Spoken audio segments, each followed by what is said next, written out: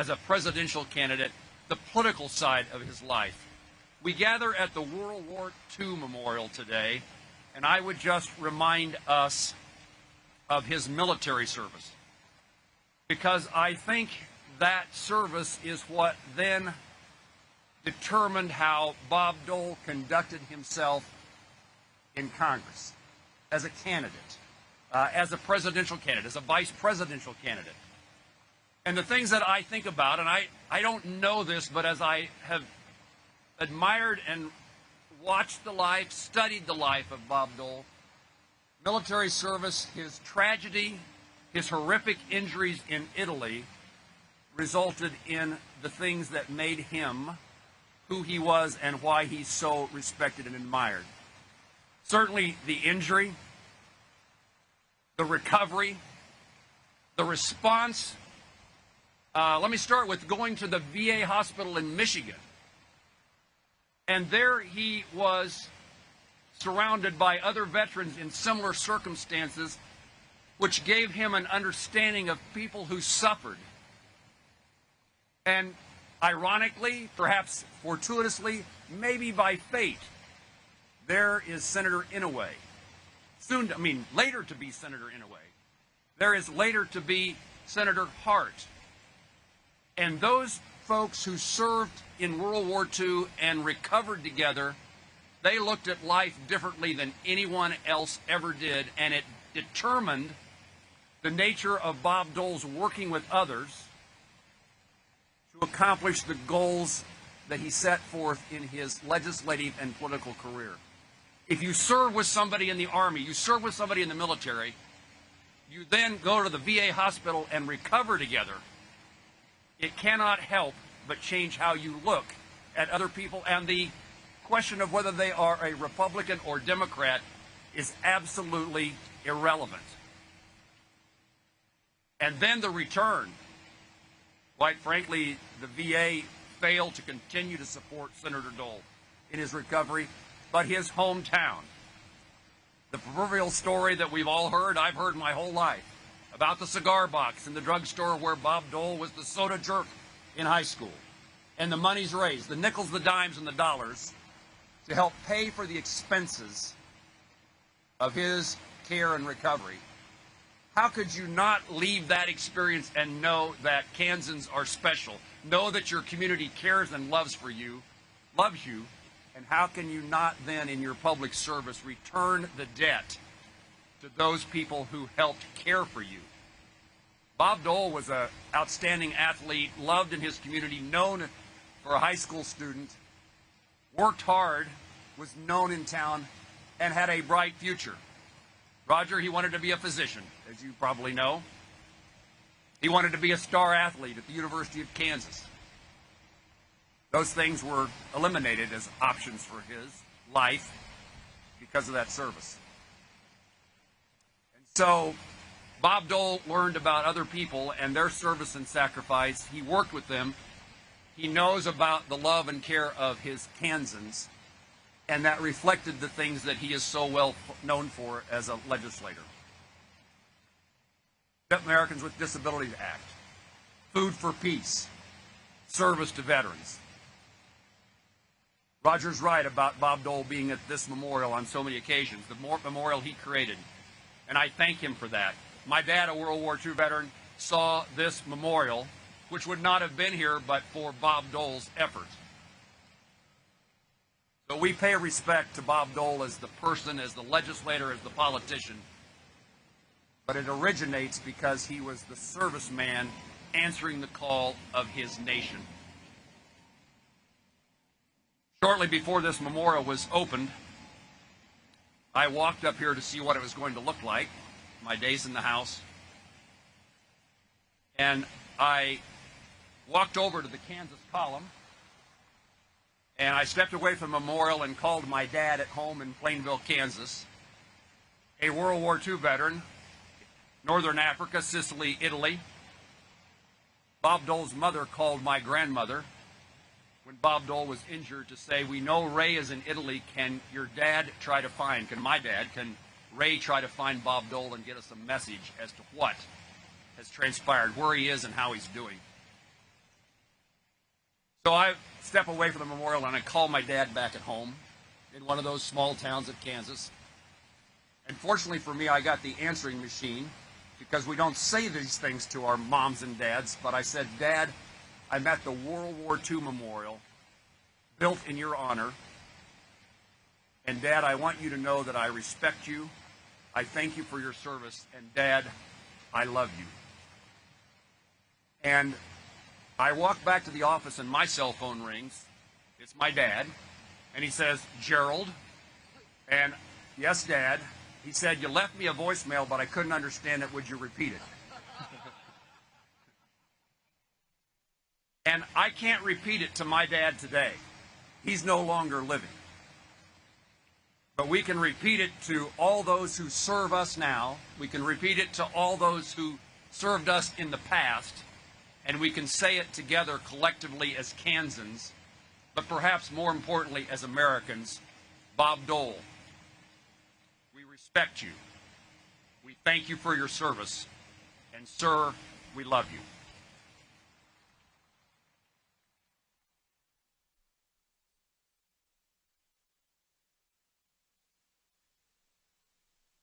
Thank you, Senator Moran, Senator Marshall. Thanks for pulling this together. A lot of great Kansans that are here.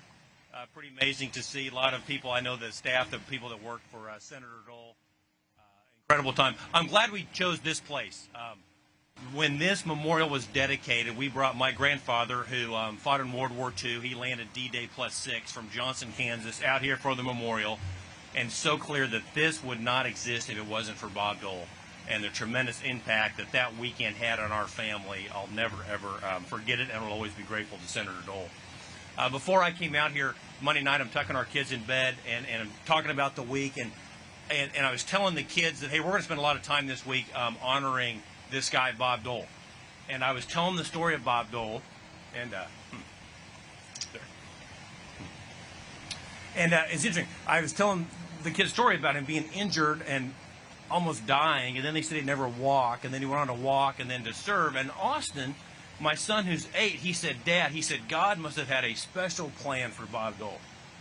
And I thought, boy, that's true. And more than that, I think God had a special plan for all of us and the blessings that our state received and our country received from having Bob Dole. You know, he never forgot, and I think the legacy in many ways of Bob Dole is that he never forgot that he was a kid from Russell, Kansas.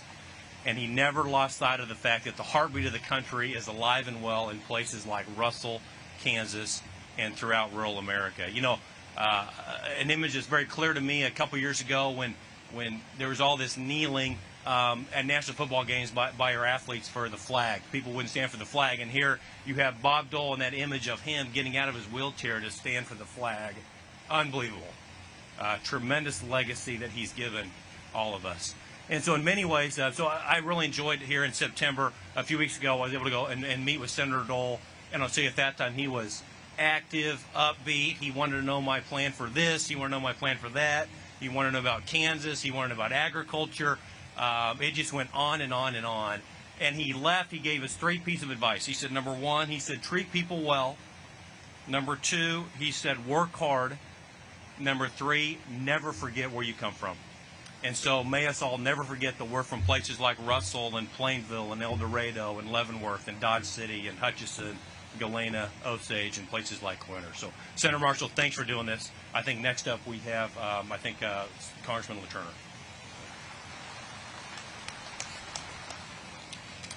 Good morning. Senator Marshall, thank you so much for putting this together. I'm really proud and honored to get to stand in for the over 700,000 Kansans that I represent that wish they could be here today to pay tribute to Senator Dole. Senator Dole was the personification of service. Growing up in Russell with the impacts of the Great Depression and the Dust Bowl, serving so honorably in World War II, receiving 2 Purple Hearts and the Bronze Star, dealing with the injuries and the recovery of that, going on to serve in the State House as county attorney in Congress and in the United States Senate, impacting tens of millions of people's lives that will never even know the impact that he had personally. And for him certainly he has his name on meaningful legislation, but the impact from everyone you talk to and everything you read that he had on getting legislation passed, that his name wasn't on at all, that no one would ever know how instrumental he was in getting things done and moving the ball down the field for Kansas, for our country. He set the bar so high, and may we all, every single day, remember him and do our best to live up to it. God bless Bob Dole. God bless you all. Happy to introduce Congresswoman Sharice Davis.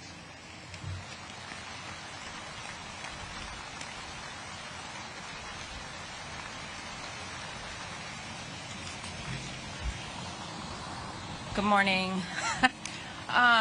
Well, first of all, I appreciate the opportunity to join you all this morning and to join my fellow Kansans who are here to celebrate and share some of the memories that are too many to put into one program, I'm sure.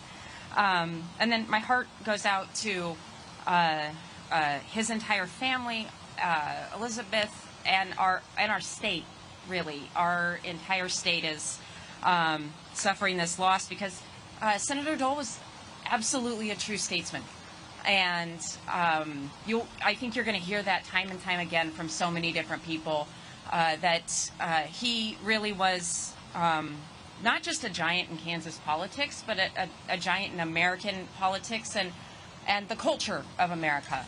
And General, I appreciate the words that you shared earlier, your service, and to all our service members. My mom served in the Army for 20 years. And she was stationed at Fort Riley. We were there when I was a pretty little kid. And then I was also, I graduated from Leavenworth High School because my mom retired from there. So for not just that reason, but that is definitely one of the reasons that I have so much respect and appreciation for Senator Dole, because it's not just the service members who serve, but as we heard, the family who has so much concern. And when Senator Dole was gravely injured, knowing that his family was able to reach out to Senator Moran's family is pretty. I'm really glad I got to hear that story this morning. Thank you for sharing that. I just want to share a couple of personal stories. One. As a newly elected member of Congress, Senator Dole called me to congratulate me, and I remember getting the chance to sit. First of all, I was very touched and surprised that I was getting a phone call from Senator Dole. I mean, it's surreal. And then when we got the chance to talk, I just remember being able to express my gratitude for his service to our country in so many ways. And then I'm going to end with a fun story, which is we got to see each other at a puppy adoption event that happens here on the Hill every year. The ASPCA does a puppy adoption event, and I think the chance to hang out with Senator Dole and puppies at the same time on the same day at the U.S. Capitol is. It's something that I get to tell people a lot, and it's just a fun thing that I wanted to share this morning because, Senator Dole and puppies, how can you go wrong? So thank you all so much for your love and appreciation for our state, for Senator Dole, and I will now turn it over to Congressman Estes.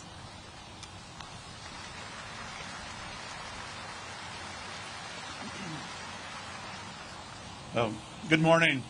It is so fitting that we're here at the World War II Memorial having this ceremony in recognition of Bob Dole.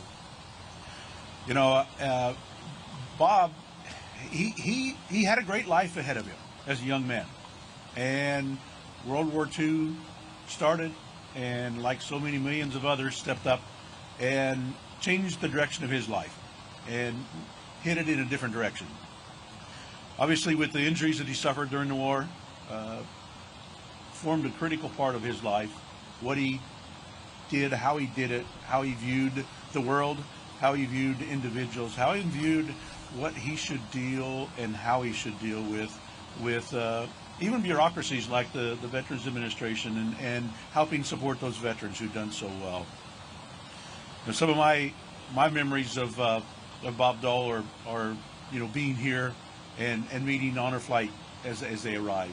After the World War II Memorial was implemented and established, it's fun to see all the veterans come and these 80 and 90-year-old men acting like kids, when they get off the bus and to see Senator Dole's smiling face greeting them as they get off the bus is such a wonderful thing. My father, before he passed away, had the opportunity to come here on an honor flight trip, and it's one of those things that my father changed from not sure he wanted to come just because of the memories it would dredge up, to ecstatic when he got back, and again acting like a kid, as you don't expect from an 80-year-old. One of the other things that I had the opportunity to do as I was state treasurer was to travel around the state, and when Bob Dole was doing some of his visits in counties, and one of his or several of his many trips around the state, and it was great to see his interaction with his fellow Kansans. It wasn't that he could relate to them, that he had warmth, that he could communicate with them, but it was that he actually remembered them. He actually knew people. He actually knew their families. He could ask questions about their parents or what was going on in their home or around in the farm or in the community. And it was things that even if they'd happened years or decades ago, he could respond to. And that's why people admire and respect him so much. I just want to close in saying that, Bob Dole's a giant in American history, and we should all strive to be as great a citizen as he has been.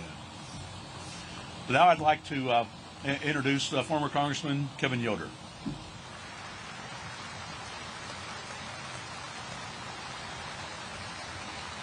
Well, good morning, everybody. Senator Marshall, Senator Moran, thanks for your work putting this together. It's great to be with so many Kansans who are part of Bob Dole's family. I first met Bob Dole in the mid-1980s as a young kid at the Kansas State Fair. And we all have that image of Bob Dole at the Kansas State Fair, greeting Kansan after Kansan after Kansan. You got the sense he got energy from those experiences, where for many it can be draining to be in groups of people. He absorbed that energy and got stronger because of it. And maybe it's because of that history when Russell lifted him up and wrapped their arms around him after his injuries, but he always loved people. And what struck me then as a small town rural Kansas kid is here was this ordinary small town Kansas kid who'd gone on to do extraordinary things. And of course Bob Dole was anything but ordinary, but he represented all of us as Kansans, and he was a role model. And so many of us saw him as somebody that we looked up to.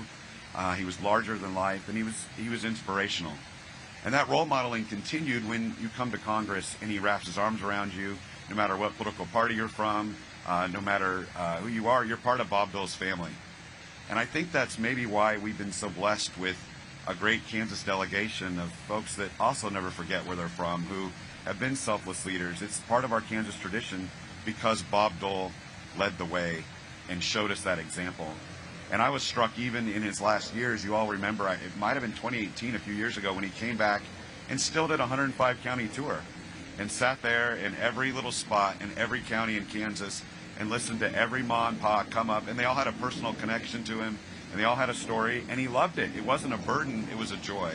And what a blessing to have someone who could role model that behavior for Kansans, and it's just so uniquely Kansas.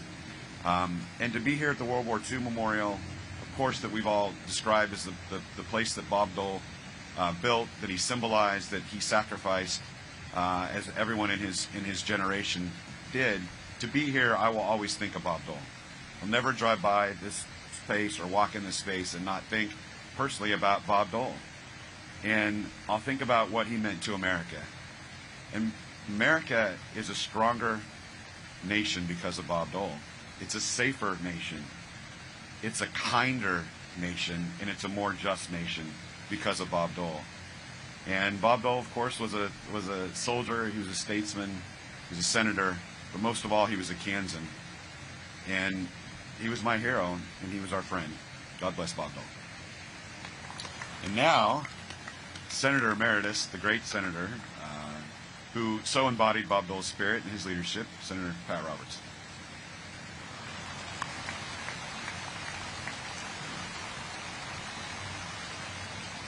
Well, thank you to everybody for coming. Thank you, Roger, for getting this organized, and both you and Jerry. And thank you to the delegation for being here. I was sitting there thinking, when you were making your remarks, that if Bob was up there right now, he would be sitting right up there, and I would be going up and down the buses. And people would get off the buses and say, well, hi, Pat, where's Bob? And he would be sitting right up there talking to each and every one of them. I don't care whether it's from Alabama, certainly from Kansas, but I don't know to Jerry how many times we did that, but it was quite a few. I first met Bob Dole when my dad called me and said, would you like to meet a young man in the Congress that I think has the most potential of anybody I've ever seen? My dad was the Republican National Chairman under Eisenhower and state chairman in Kansas, and obviously knew Bob Dole. I was stationed at Quantico, and so I came down. I said I took the Friday off, and well, I didn't take it off. I asked to be excused to take it off, and came down, and Dad took me over to the Cannon Building. Walked in, and I met Bill Katz, and I met Bill Taggart, and a lot of people that have since gone to their reward. We were pretty close when I became involved in politics. And I met the man, and I said, my gosh, here's a movie star. He has the movie star good looks.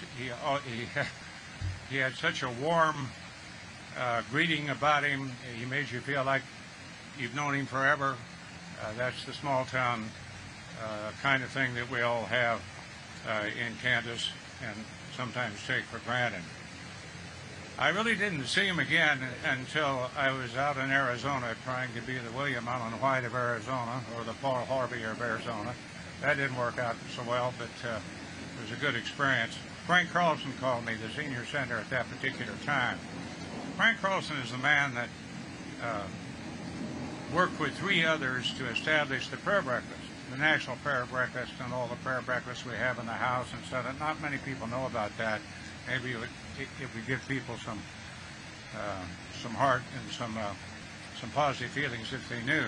He was working with three people: Dwight David Eisenhower, Billy Graham, and Conrad Hilton. He was quite a guy.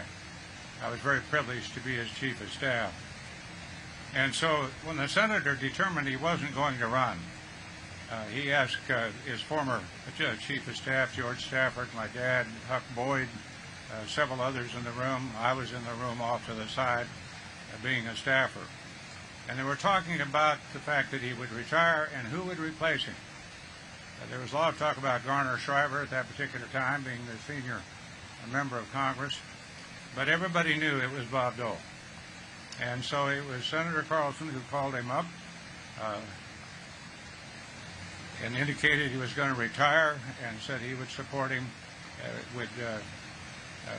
that there wasn't any choice. He had to run. Well, of course, Bob was ready to run, and that was that. That was history. When I was first elected to the Congress, things were a little different back then. We didn't have the security. We didn't have the, trench warfare that we see today, hindering what we're trying to get done, if we can ever decide what we're going to get done. Rightly or wrongly, the Congress reflects the balkanization we have in our country today, and it's unfortunate that we are here at this particular time.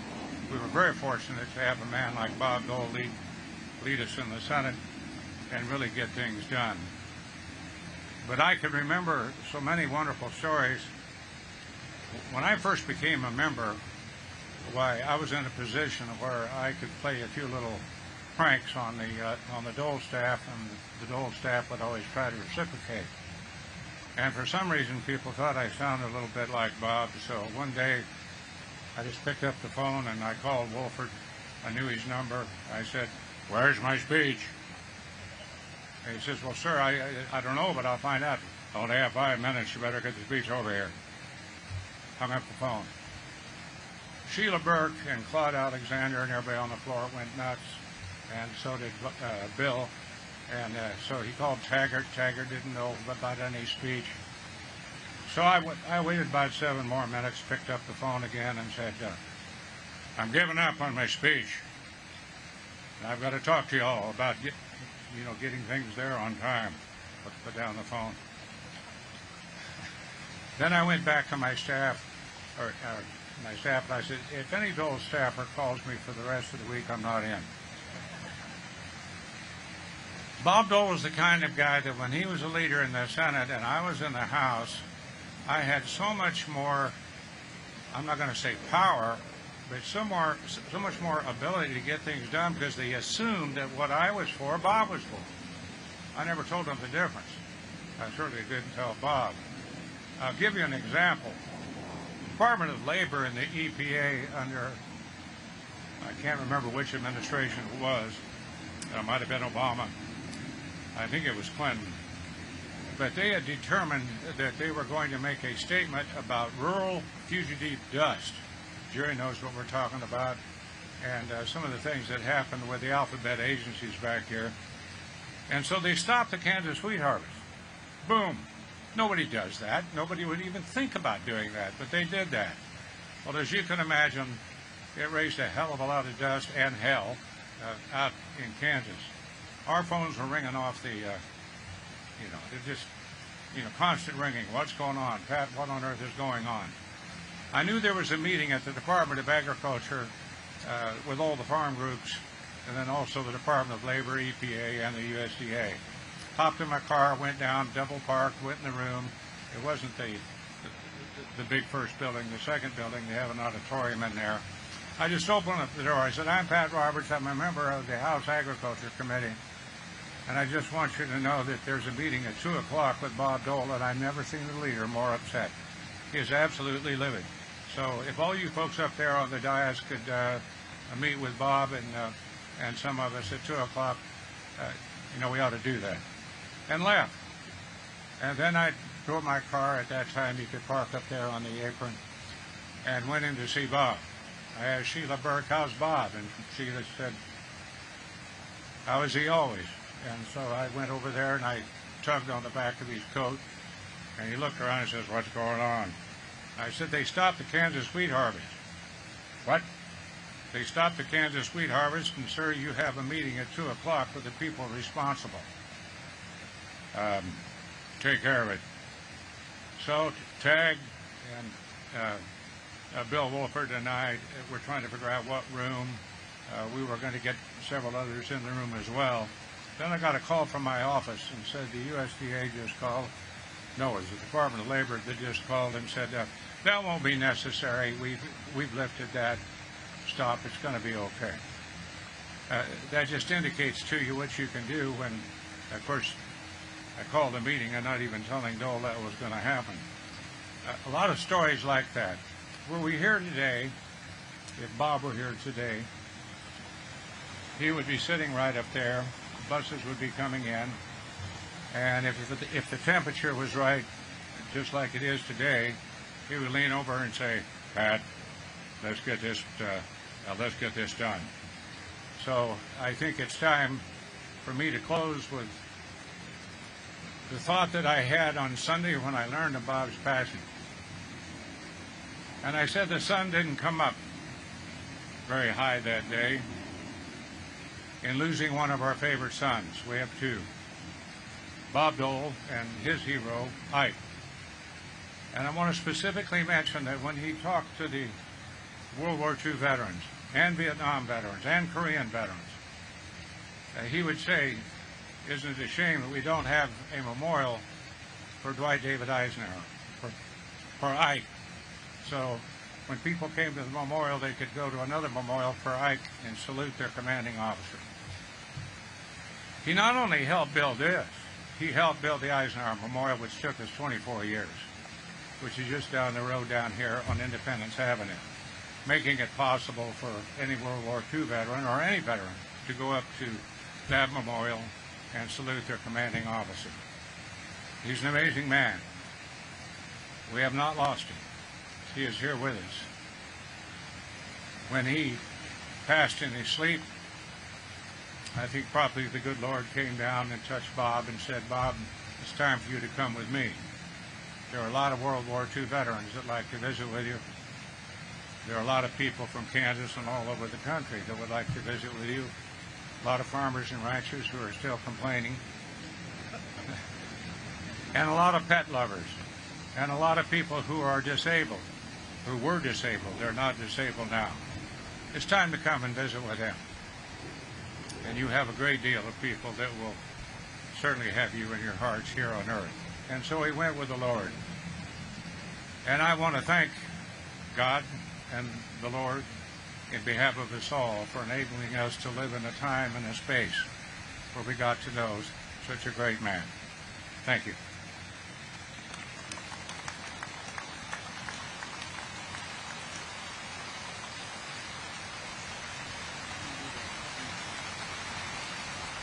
We need to be.